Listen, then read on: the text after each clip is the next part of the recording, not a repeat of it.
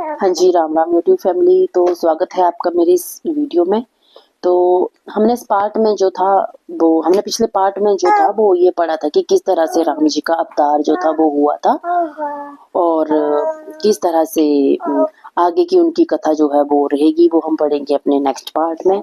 तो अगर आपको मेरी वीडियो अच्छी लग रही है तो मुझे कमेंट करके ज़रूर बताएं, मेरे चैनल को सब्सक्राइब ज़रूर करें।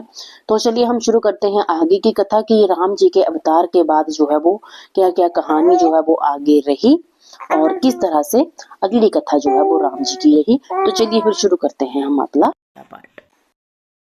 हाँ जी, जय श्री राम। तो आइए आज हम यहाँ से शुरू करते हैं। शंभु दीन उपदेश हित नहीं नारद ही सोहान, भरद्वाज कौतुक सुनहु हरि इच्छा बलवान। यद्यपि भगवान शिव ने यह बात उनके हित के लिए ही की थी, लेकिन नारद जी को यह शिक्षा बिल्कुल भी अच्छी न लगी।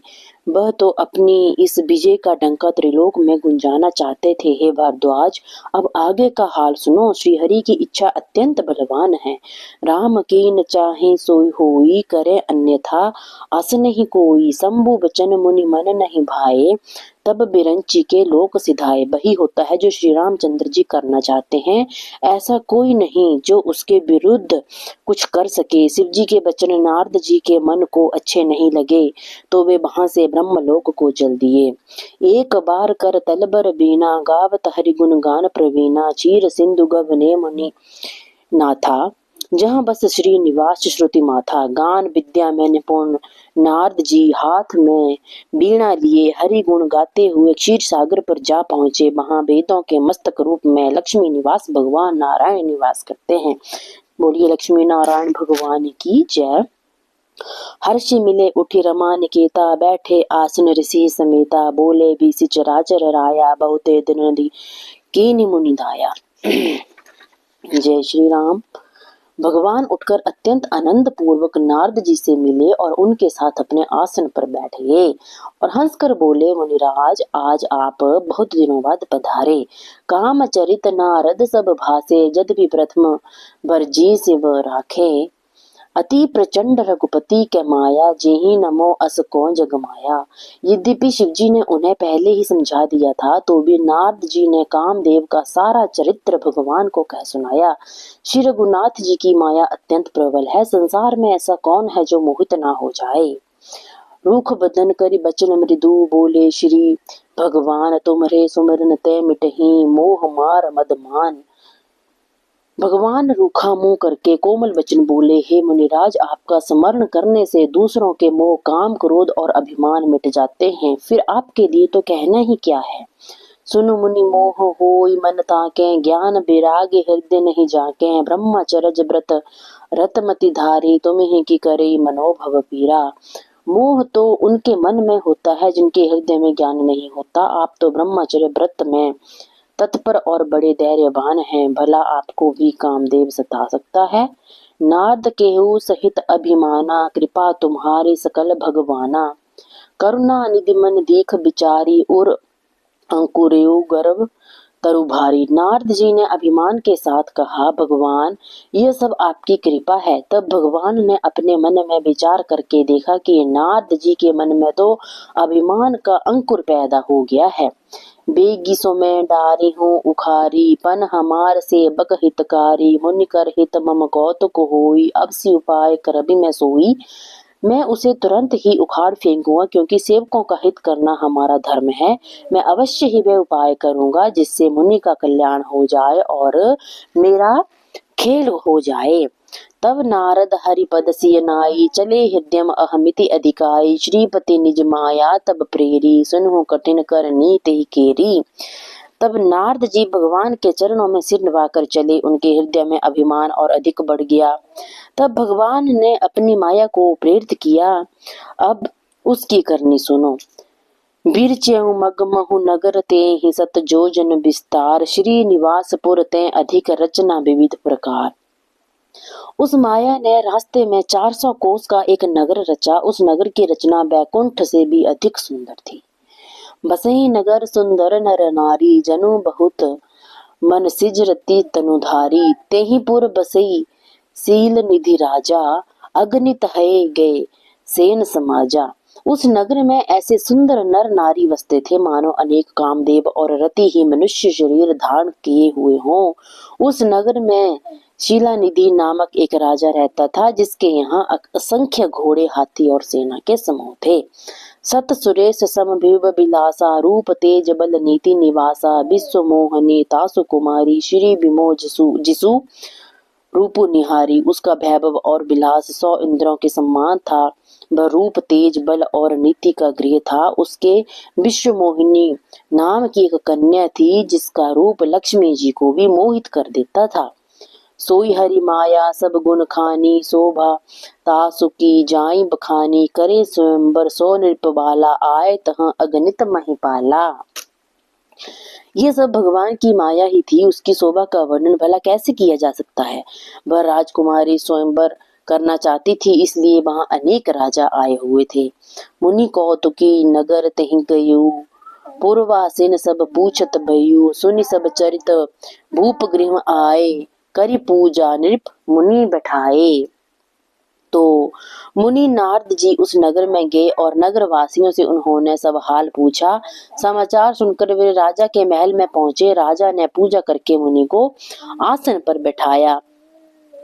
आनी दिखाई नारदही भूपति राजकुमारी, कहूँ नाथ गुण दोष सब यही के हृदय विचारी।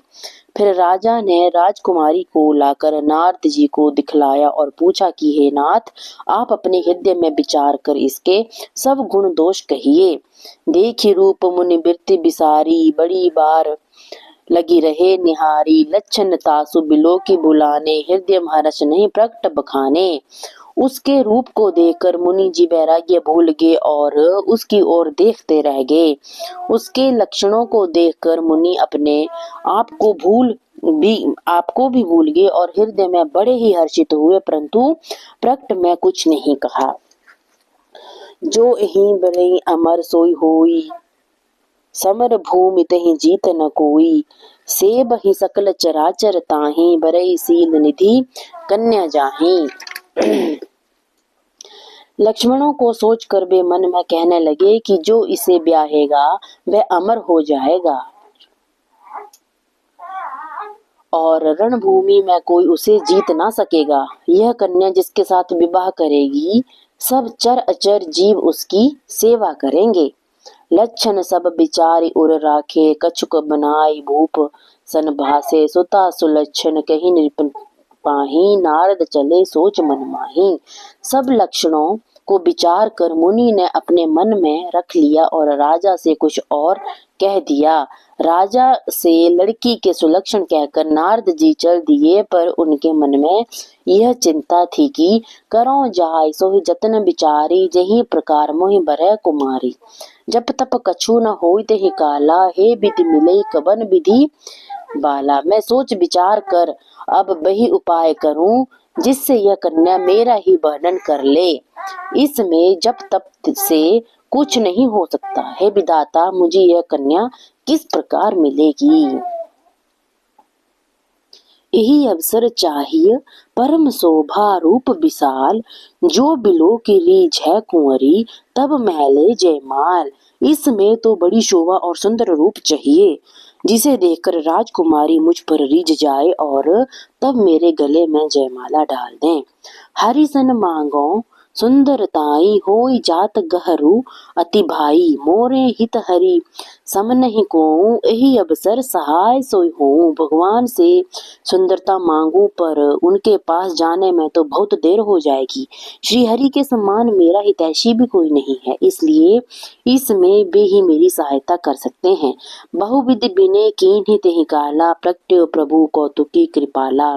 प्रभु बिलो की मुनि नयन जुड़ाने, होई ही काजो हिए हरसाने। उसमें नारद जी ने भगवान की अनेक प्रकार से विनती की, तब भगवान वही प्रकट हो गए। उन्हें देखकर नारद जी के नेत्र शीतल हो गए और वे मन ही मन में बड़े हर्षित हुए कि अब तो काम बन ही जाएगा। अति आरती कही कथा सुनाई, करहु कृपा करी हो सहाई, आपन रूप देहु प्रभु मोही, आन भांति नहीं पावो होई। नारद जी ने अत्यंत दीन होकर सारी कथा कह सुनाई और प्रार्थना की कि कृपा करके मेरे सहायक बन जाएं। हे प्रभु, आप अपना रूप मुझे दे दें, अन्य किसी प्रकार से मैं उस राजकन्या को नहीं पा सकता। जय विधिनाथ होई हित मोरा, करहूं सो बेगी दास मैं तोरा।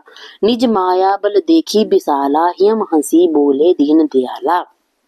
हे प्रभु, जल्दी ही कुछ ऐसा कीजिए जिससे मेरा भला हो, मैं आपका दास हूँ। अपनी माया को देखकर दीन दयालु भगवान मन ही मन में हंस कर बोले, क्या बोलते हैं?